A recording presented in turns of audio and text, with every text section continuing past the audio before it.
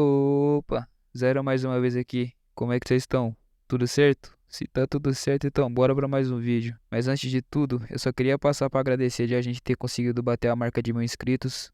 E é isso, rapaziadinha. Eu não sou muito bom com as palavras, mas valeu mesmo de coração. Bora pros 2K agora e fica com o vídeo. Tamo junto. Fui! Ele sempre teve o sonho de ser forte o suficiente para dominar o Murim. A história começa nos mostrando uma pessoa morrendo, amaldiçoando o vilão. E fala que ele matou tantas pessoas e pergunta se ele não teme a Deus. O suposto vilão questiona o homem no chão e fala que ele não fez nada de errado, então por que ele deveria temer a Deus? E fala que ele só está tentando usar seus poderes que ele adquiriu através de seu trabalho duro e pergunta ao homem no chão o que tinha de errado naquilo. O suposto vilão diz que ele finalmente conquistou o sonho dele e mais importante do que aquilo, ter sido humano, para ele, tinha sido divertido. Então somos levados a um flashback, onde o suposto vilão nos conta que aquele tinha sido seu primeiro encontro com Shin Hyung. E então, vindo das costas do vilão, Shin Hyung pergunta a ele se ele não era um humano, o atacando com sua lança. E a força do impacto entre os dois foi tão forte que deformou o solo em volta, e Shin Hyung diz ao vilão que ele era a personificação do mal, e que ele, Shin Hyung, tinha jurado destruir todo o mal, e afunda o vilão no chão com uma bancada. O vilão nos conta que a batalha contra Shin Hyung tinha sido brutal, mas ele tinha confiança em suas habilidades, porém durante aquele momento, ele acabou se descuidando,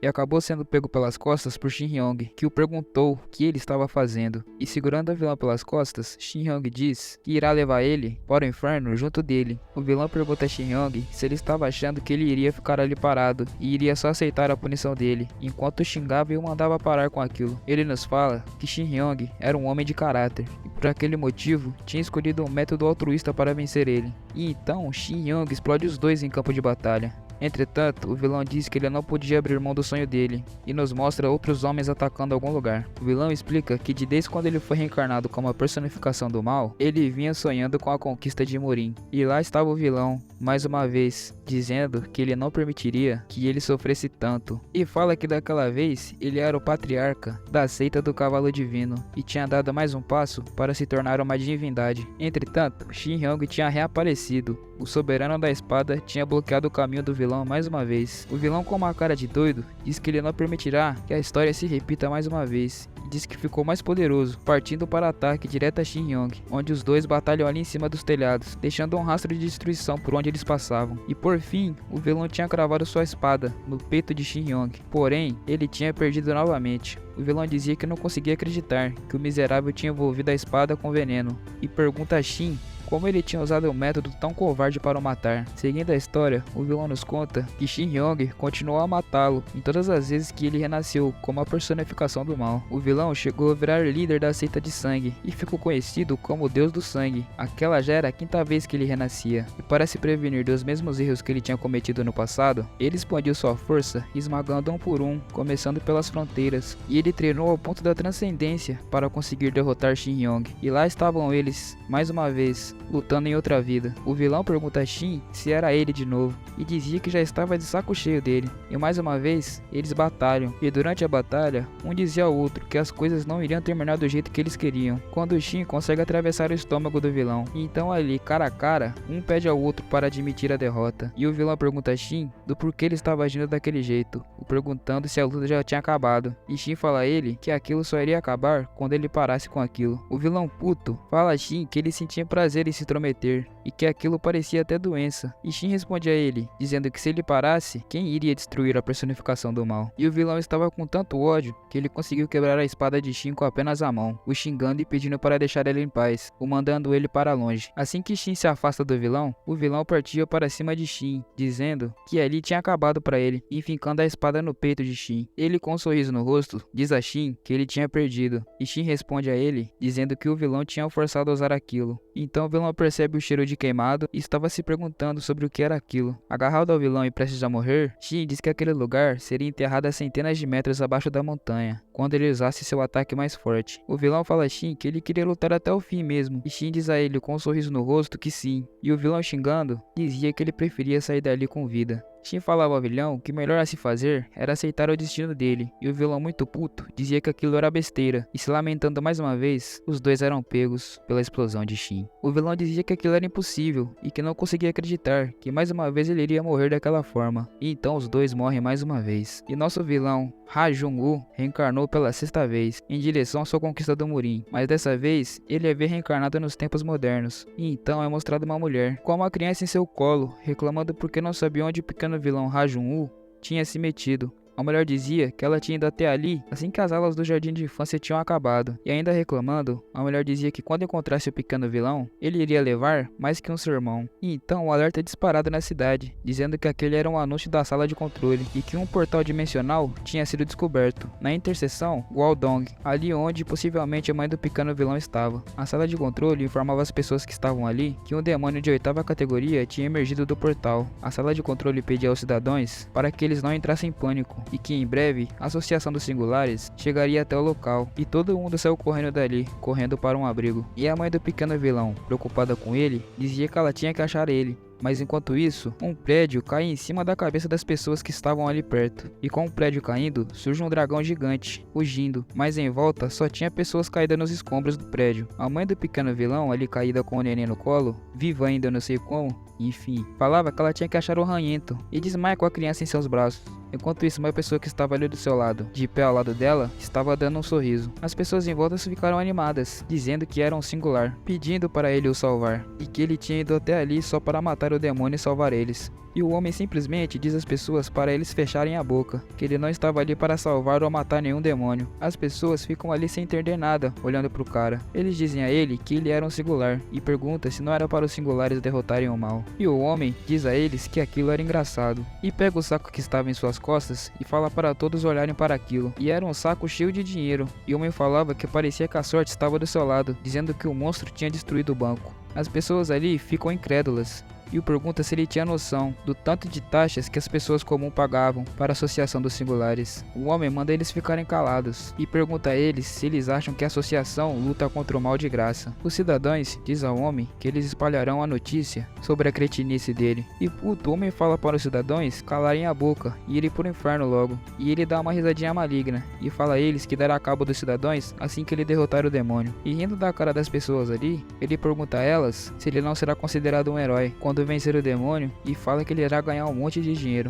E então, nosso pequeno vilão aparece ali e diz ao homem que ele iria morrer antes daquilo acontecer. O homem olha para ele e pergunta o que ele tinha dito. E o pergunta se ele realmente achava que ele iria morrer pelas mãos de um mero demônio de 8ª categoria. O agora pequeno vilão diz sem vergonha que o demônio não era de 8ª categoria, e o homem se pergunta sobre o que ele estava falando, mas já era meio tarde, porque o cramunho já estava atrás dele. O Zé Ruela ali, dando uma olhada para trás, diz que aquilo não era um demônio de 8ª categoria, e deveria ser, de no mínimo, 6ª categoria. Então a sala de controle anuncia que um demônio de 6ª categoria havia emergido do portal e pedia para todos evacuarem do local. Já era meio tarde para o homem sem vergonha, que foi engolido pelo demônio. E então o demônio estava rugindo, de frente para o nosso pequeno vilão. E o pequeno vilão, sem muita expressão, falava ao monstro para que ele não ultrapassasse seus limites. E falava que o dragão poderia acabar surpreendendo a família dele. Embora o pequeno vilão admitia que ele era poderoso, mas ele fala que na vida passada dele, lidar como um dragão como aquele não valia nem de uma menção. E com um soco, o pequeno vilão parte o dragão em dois. E ali com o dragão sem metade do seu corpo,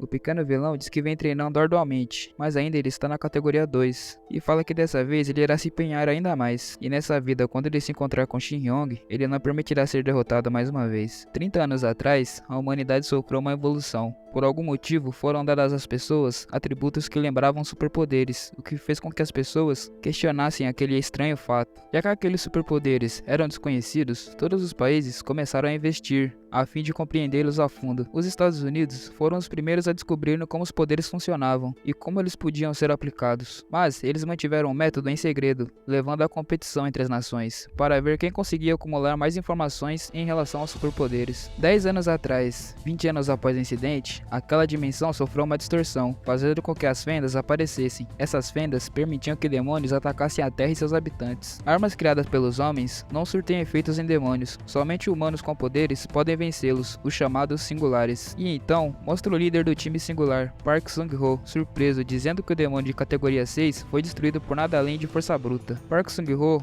fala que checou as câmeras de segurança em um raio de 5 km da área e diz que ele quase não achou nada, e tudo que ele descobriu foi que o demônio tinha sido destruído por um garotinho, e diz que aquele pequeno garotinho deve ser um monstro daqueles, quando outro menino chama Park Sung-ho, pedindo para eles irem para outro lugar. Park Sung-ho diz que aquele garoto que o chamou também se transformará em outro monstro, e ele fala que suponha que não seja estranho que haja outro garoto que se tornará um grande monstro também, e diz que 2 monstros surgiram ao mesmo tempo. Agora, voltando para o vilão, ele diz que Shin Hyung tinha derrotado ele em cada uma das suas vidas anteriores, e fala que se ele reencarnou, então Shin Hyung também reencarnou. O pequeno vilão fala que Shin Hyung é poderoso, então ele tem que se empenhar para conseguir derrotar ele, e diz que Shin Hyung tinha feito ele de palhaço várias vezes. O pequeno vilão diz que naquela vida será diferente, ele se tornará o mais poderoso através do treino, e não vai mais perder para aquele cara. Então alguém chama o pequeno vilão, e era sua mãe, o dizendo que já tinha dito para ele não jogar aquele jogo pela manhã, e pergunta a ele o que ele se tornaria quando ele crescesse, porque ele já acorda e vai direto para o jogo. Ha Jung-woo fala para a mãe dele que aquilo não era um jogo, e que sim, ele estava treinando, e a mãe dele pergunta a ele que tipo de treinamento era aquele, e se ele estava treinando para bater naqueles garotos novamente. Ele fala à mãe dele que ele parará de jogar aquele jogo, e pede a ela para que não tenha mais brigas. A mãe dele questiona se aquilo era verdade, e pergunta a ele se ele prometia para ela. Ele fala que sim a ela, e que ele prometia, e com uma cara assustadora, a mãe dele o questiona novamente, perguntando se ele prometia a ela, e o pequeno vilão dizia que sim. Ha Jung-woo dizia que nas suas vidas passadas, ele aprendeu como matar e torturar, e também como usar as pessoas, e tinha sido daquela forma que ele tinha obtido o poder. E então a mãe de Jung-woo manda ele lavar as mãos para que ele possa comer. A cena corta para o nosso pequeno vilão recebendo comida na boca de sua mãe, e ela mandava ele comer todas as cenouras, e o nosso pequeno vilão se perguntava se todas as manhãs seria como aquelas. Saindo do café da manhã de Jung-woo, a cena corta e nos mostra o jardim de infância, onde o pequeno vilão estuda, e lá tinha 3 garotos conversando, e um deles dizia que ele iria fazer algo,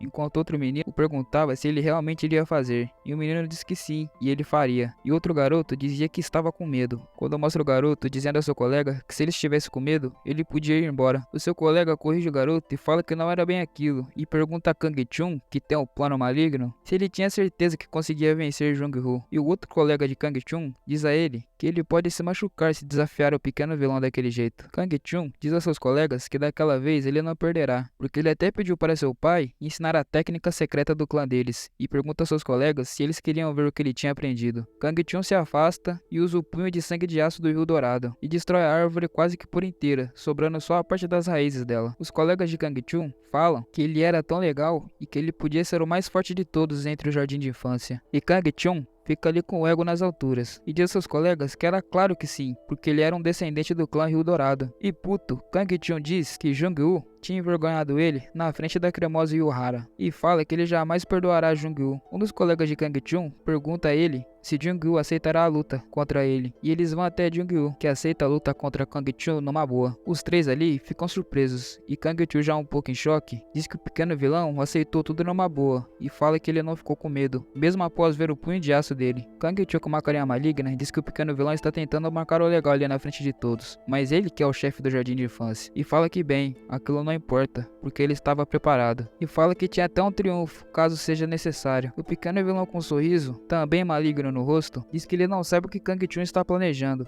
mas Kang Chun nunca seria capaz de vencê-lo. Então a cena corta e mostra a casa do clã do Rio Dourado, e todos os alunos estão lá na casa de Kang Chun, inclusive Jung-woo. Kang Chun agradece a todos por terem ido até lá, e fala a eles que há bastante comida, e para que eles se sintam à vontade. Seus colegas de classe ficam felizes e desejam um feliz aniversário para Kang Chun, e Jung-woo estava ali, só observando os patetas, quando eles param e dizem para prestar atenção em quem tinha chegado. E era a cremosa que Kang Chun estava apaixonado, dizendo um olá para a rapaziadinha ali. Kang Chun, como o famoso bovino que é, vai correndo até Yuhara, gritando que ela tinha ido até sua festa. Yuhara entrega flores ao Kang Chun e diz feliz aniversário a ele, e ele agradece a ela, dizendo que tinha ficado muito feliz que ela tinha ido. Mas a alegria do bovino dura pouco, pois Yuhara percebe que Jung-woo também estava lá, e vai direto a ele, perguntando se ele também tinha ido. Mas se ele estava lá na festa, né, minha linda? É óbvio que ele estava lá. Enfim, Kang Chun fica mais uma vez puto, E Yuhara fala que ouviu que Jungwoo era o melhor da sala em um jogo VR de assassinos. Jungwoo fala a ela que não era tão difícil assim. E Yuhara, surpresa, pergunta a ele se ele poderia ensinar a ela qualquer hora dessas, pois ela tinha ouvido que o jogo era divertido. Kang-chun, surtando de vez muito puto, grita e pede para Jungwoo se afastar de Yuhara. Quando a cena corta e mostra alguém perguntando se Kang-chun estava dando uma festa de aniversário, e outra pessoa diz que sim. E a pessoa que havia perguntado antes diz que Kang-chun havia dito a ele que gostaria de vencer alguém naquele dia, e por isso tinha pedido para ensinar ele a técnica secreta da família. E ele diz que Kang-chun tinha mentido para ele e nos é apresentado aquela pessoa, e ele era Hiroguchi, o líder do clã Rio Dourado e pai de Kang-chun. A outra pessoa diz ali que era por isso que ele era impopular entre os filhos dele, e aquele era o Sr. Kim, e ele era o assistente-chefe do clã Rio Dourado, e pedia a Hirojuki para que deixasse Kang-chun fazer o que quisesse em seu aniversário. Hirojuki diz ao Sr. Kim que entende e pede para que ele pare com os sermões. O Sr. Kim diz a Hirojuki que o verdadeiro sermão nem tinha começado ainda, e o pergunta se ele ainda possuía aquele núcleo de fenda. Hirojuki fala a ele que sim, e perguntava a ele qual era o problema daquilo. Ele diz que os núcleos de fenda são os agentes que mantêm as fendas de onde os demônios aparecem, e fala que aquilo é um item precioso que só pode ser obtido com a morte dos demônios, e diz que é um item que pode ser trocado por dinheiro, e é algo que o Sr. Kim gosta bastante. O Sr. Kim pergunta a Hirojuki se aquele núcleo não era normal, e fala a ele que aquele núcleo de fenda era amaldiçoado, e todos que tiveram aquele item em mãos foram apagados do mundo, junto com toda a sua família. E Hirojuki pergunta ao Sr. Kim, e daí? E o Sr. Kim fica com uma cara ali de sem saber o que fazer. E Hirojuki fala ao Sr. Kim se ele tinha achado que um item daquele o amaldiçoaria, com um sorriso Colgate no rosto. Quando do nada, com os dois conversando ali, eles ouvem um estrondo muito forte. E tinha um buraco gigante no meio da parede, e alguém gritando por Jung-Hoo, que estava lá caído de cabeça baixa. E Kang-chun estava ali, com uma carinha de quem tinha ganhado, olhando para Jung-Hoo no chão. E os ranhentos estavam babando o ovo de Kang-chun, dizendo que ele tinha ganhado de Jung-Hoo, e que aquilo era incrível. Kang-chun, com um sorrisão no rosto, pergunta a Yuhara o que ela tinha achado, e fala que ela não precisava mais ter medo de Jung-Hoo, porque ele iria proteger ela. Yuhara pergunta ao bobão de Kang-chun sobre o que ele estava falando, e fala que ela nunca teve medo de Jung-Hoo. E Kang-chun fica com uma cara de mané, e fala que ela tinha dito que ela não gostava de Jung-Hoo. Yuhara fala a Kang-chun que, além do mais, Jung-Hoo não tinha perdido ainda, e Kang-chun pergunta a ela como assim ele não tinha perdido ainda, e diz que Jung-Hoo tinha levado seu punho de sangue de aço e que ele ficaria desacordado por horas. Yuhara então fala a Kang-chun se ele não queria fazer uma aposta com ela, já que ele não acreditava nela. Então Kang-chun se lembra que Yuhara possuía os olhos de Deus, que dava a ela a habilidade de ver a condição de seus oponentes, e diz que aquele poder era de primeira classe. E se virando para trás para conferir, Kang-chun se dá conta de que Jung-Hoo estava ali de pé, atrás dele, como se nada tivesse acontecido. E em choque, Kang-chun dá um pulo para trás, se assustando, e diz que Jung-Hoo estava bem. Então Jung-Hoo fala a ele que ele deixou Kang-chun que o acertasse, e que aquele tinha sido seu presente de aniversário para ele. Kang-chun fica puto, e Jung-Hoo fala que ele tinha reencarnado várias vezes, e aquilo era o mínimo que ele podia fazer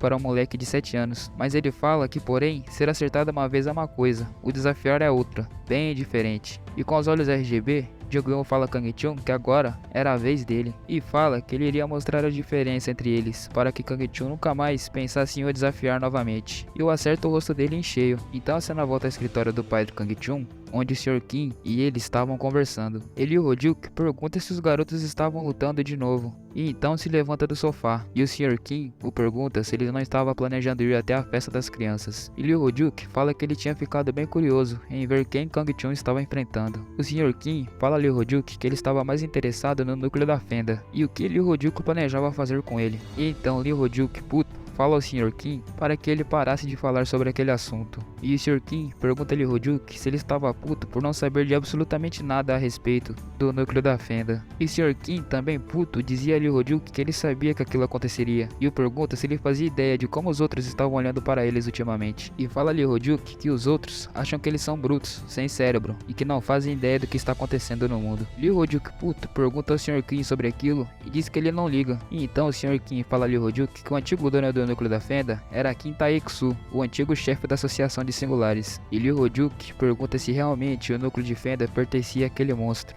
O Sr. Kim diz que sim, era dele, e fala a Hirojuki que 2 anos atrás, após a família de Kim Tae ser dizimada, Kim Tae entrou sozinho em uma fenda e obteve o núcleo. Após isso, o núcleo de fenda foi parar apenas nas mãos de indivíduos selecionados, mas todos eles tinham sido eliminados, e por isso que aquele núcleo é chamado de núcleo amaldiçoado. O Sr. Kim pergunta a Hirojuki se ele acha que poderia vencer Kim Tae.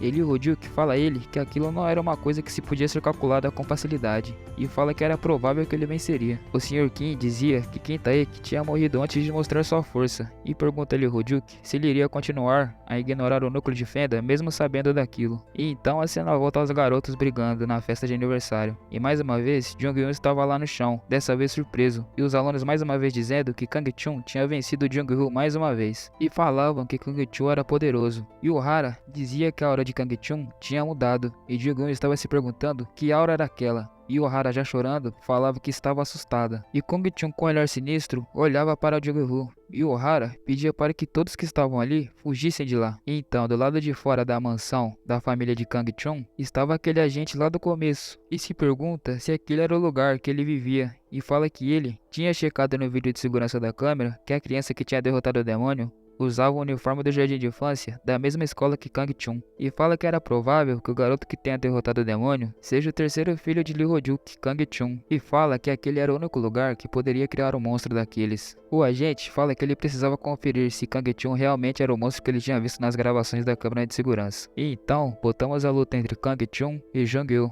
E todas as crianças que estavam lá saíram correndo, chorando e dizendo que estavam com medo. E mostra que Kang-chun parecia o Cramunho com sua aura maligna, olhando para Jung-Eun. E o Hara pedia para que Kang-chun se acalmasse. E Kang-chun blindão, que até as veias da sua testa, que estavam saltando para fora, ele olha para Yuhara. E Yuhara dizia que aquilo era tão assustador que ela não conseguia nem se mover. Jung-Eun, ali no fundo, dizia que Yuhara conseguia usar os olhos de Deus para pressentir o perigo, e que se ela continuasse a desenvolver aquele poder, ela poderia virar um problema para o futuro. A cena volta a Kang-chun, que já estava completamente possuído, e com uma risadinha, ele fala que matará qualquer um que entrar em seu caminho. E Yuhara se vira a Jung-Woo e pede para que ele fugisse dali também. E enquanto falava isso para Jung-Woo, Kang-chun mete um porradão na cara dela, que ela sai voando e cai para muito longe. E com um sorriso demoníaco no rosto, Kang-chun fica ali, enquanto Yuhara, caída no chão, falava que estava doendo muito, e pedia para que seu pai ou sua mãe o salvasse dali. E pedindo ajuda para alguém, Yuhara desmaia. E a partir dali, Jung-Eun parte para cima de Kang-chun, onde o confronto épico entre eles vai começar. Mas só no próximo vídeo, rapaziada, porque esse daqui já foi de ralo. Se gostou do vídeo, se inscreva, deixa o like para ajudar o canal a crescer. E vamos bater uma meta de 700 likes, rapaziada, para ajudar. E aí eu posso trazer a parte 2 também. Mas é isso, eu vou ficando por aqui. Agradeço os que acompanharam até o final. E tamo junto. Vejo vocês no próximo vídeo. Fui!